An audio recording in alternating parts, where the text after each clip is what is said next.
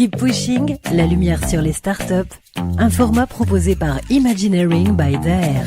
Bienvenue dans Keep Pushing, le podcast proposé par Imagineering by Daher à la rencontre de startups innovantes et de parcours inspirants. Je suis Chloé Philippon, chef de projet innovation pour Imagineering et j'ai le plaisir d'être votre hôte aujourd'hui.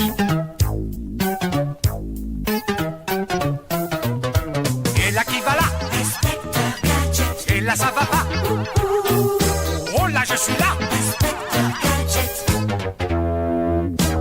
Bonjour André. Bonjour. Merci d'être dans notre podcast Keep Pushing.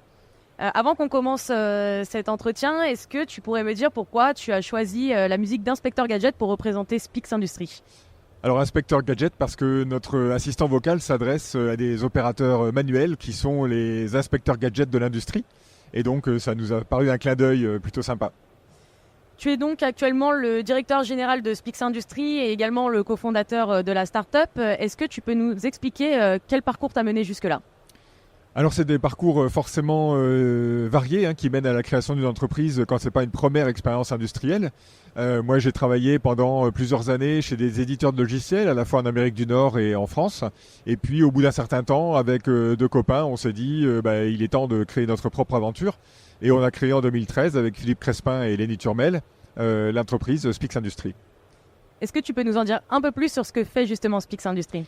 Alors Spix Industries est une entreprise qui développe un assistant vocal, un peu comme Siri ou Alexa, mais dédié à l'industrie et plus particulièrement aux opérateurs manuels de l'industrie. C'est-à-dire les gens qui travaillent avec des gants, les gens qui font de l'inspection, de le contrôle qualité, de la maintenance, de l'assemblage, et à qui on demande en même temps de faire leur vrai métier, on leur demande en même temps d'interagir avec des outils numériques, parfois un peu compliqués pour eux. Et donc on vient avec la voix remplacer le clavier et la souris par un nouveau médium qui est la voix pour interagir avec ces logiciels. Et donc de par l'activité de la start-up, tu es donc proche quand même des industriels. Est-ce que tu peux nous dire comment toi tu vis cette relation entre start-up et industriel ? Alors heureusement, on vit bien cette relation entre start-up et industriel, sinon on serait déjà mort. Mais néanmoins, on partage. Il y a une chose qu'on ne partage pas, c'est le temps.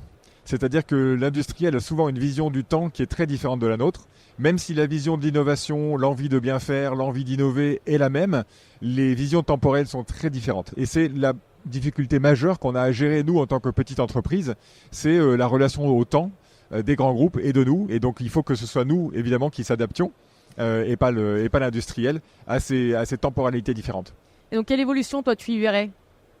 Alors j'y vois, il y a des évolutions, il y a quand même des industriels qui ont bien évolué dans leur relation aux startups, en particulier pour prendre en compte cette notion temporelle et qui essayent d'accélérer un certain nombre de processus. Ça passe, en général, nous, il y a un critère très important qui nous dit si l'entreprise industrielle est mûre ou pas pour travailler avec une startup, c'est les achats. C'est-à-dire que si un industriel a réussi à adapter ses procédures achats au travail avec des petites entreprises, ça veut dire qu'ils sont mûrs et que donc ils ont vraiment pris en compte les contraintes des petites entreprises pour arriver à travailler avec eux. Et donc si tu es là aujourd'hui, c'est parce qu'on travaille ensemble Daher et Spix Industries. Est-ce que tu peux nous faire un résumé de cette collaboration et où ça en est ? Effectivement, Spix Industries et Daher travaillent ensemble dans le cadre de la plateforme Login qui a pour vocation de développer la logistique industrielle du futur. Alors la logistique industrielle du futur, pour nous, c'est intéressant parce que la personne qui est en charge de la manutention dans l'industrie doit à la fois manipuler des objets, mais aussi en faire un petit peu du contrôle qualité. Et c'est là que l'assistant vocal rentre en jeu pour lui permettre de plus facilement réaliser, en gros, le remplissage de formulaires qualité qu'il a à faire quand il réceptionne une marchandise. Et donc, est-ce que tu peux nous parler également de l'ambition à terme ?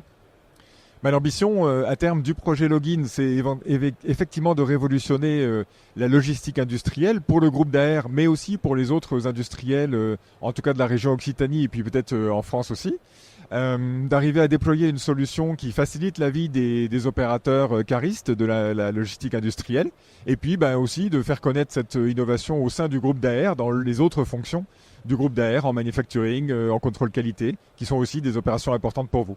Super. Concernant Spix Industries, est-ce que tu peux nous dire quel est le développement actuel de la start-up ? Alors aujourd'hui, Spix Industries, nous sommes 20 personnes. C'est une entreprise qu'on a créée il y a 10 ans maintenant. On a fêté nos 10 ans, on est déjà content, c'est super. On a réussi à C'est passer, déjà pas ouais, c'est déjà pas mal. On a réussi à passer la crise du Covid. Ça a été aussi un challenge. Il faut reconnaître que cette crise-là a eu des effets négatifs parce que l'industrie s'est arrêtée d'innover et a arrêté de dépenser de l'argent à l'extérieur. Donc pour nous, les sous-traitants, ça a été terrible. En même temps, ça a eu des côtés bénéfiques parce que l'industrie s'est fortement digitalisée pendant cette période-là. Et nous, on arrive à ce moment-là de digitalisation où finalement, les industriels sont maintenant peut-être prêts à accepter et à déployer le type de solutions très innovantes que l'on apporte pour eux. Donc aujourd'hui, on sent un renouveau commercial assez important, un fourmillement commercial autour de nos solutions, de nos technologies innovantes. Et donc, c'est plutôt positif et c'est encourageant pour les mois à venir. Est-ce que tu peux également nous dire quelques mots sur comment Spix Industrie répond finalement aux défis de demain qui sont des défis sociétaux et environnementaux? Alors nous, ce qu'on aime à dire chez Spix Industrie, c'est qu'en gros, on développe un petit peu l'IoT de l'humain. C'est-à-dire que l'industrie, pendant 10 ans, a beaucoup parlé d'IoT, les objets connectés partout, etc., l'automatisation, les robots, voilà. Et nous, en fait, on s'intéresse vraiment à l'humain dans l'industrie. Et on sait que les messages politiques qui passent actuellement sur la réindustrialisation de l'Europe, réindustrialisation de la France, pourquoi on réindustrialise? C'est d'une part pour être autonome sur un certain nombre de productions, mais c'est aussi pour créer de l'emploi en Europe. Et de l'emploi, c'est des humains. C'est des gens qui vont travailler dans des usines, qui vont travailler dans des centrales de génération d'énergie, qui vont travailler dans l'aviation, qui vont travailler dans le relevé de compteurs d'eau ou électrique. Tout ça, c'est des humains qui vont travailler là-dedans. Et nous, en fait, on accompagne ces humains-là, on accompagne ces hommes et ces femmes qui travaillent pour l'industrie, pour leur faciliter la tâche et également fiabiliser les opérations qu'ils réalisent pour leur employeur, pour l'industrie.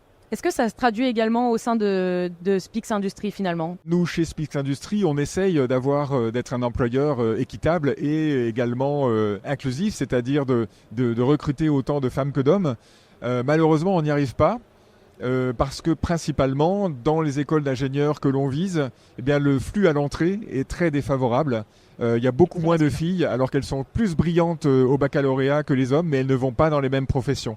Donc on se rejoint sur l'industrie. L'industrie est mal vue à une pénurie de personnel féminin.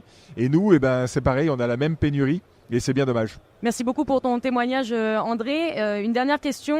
Comme tu le sais, on a lancé Imagineering by Daher, qui est le nouveau programme d'Open Innovation du groupe. Avec ton expérience et ta vision, est-ce que tu aurais un conseil, une proposition ou une envie à nous donner? Alors l'envie et la proposition, elle rejoint un petit peu ce qu'on rencontre chez tous les industriels. C'est que pour qu'une coopération entre une jeune entreprise innovante et un industriel fonctionne, il faut trouver chez l'industriel un leader. Il faut trouver une personne qui prend ce projet à bras le corps, qui a aussi le bras long pour pouvoir faire bouger un petit peu les lignes à l'intérieur de l'entreprise, parce qu'on sait bien que chez un industriel, c'est compliqué de faire bouger les lignes. Et il faut vraiment des personnes charismatiques qui s'occupe en fait d'un sujet, d'un autre. Alors pas de 50 sujets à la fois, mais que chaque sujet soit pris à bras le corps par quelqu'un qui est charismatique sur ce sujet. Merci beaucoup André, merci d'être venu et à très vite dans Keep Pushing. On se retrouve dans le prochain épisode de Keep Pushing pour une nouvelle rencontre de start-up. D'ici là, on vous invite à nous laisser des étoiles sur vos plateformes d'écoute et à nous suivre sur LinkedIn, Imagineering by Daher. À bientôt.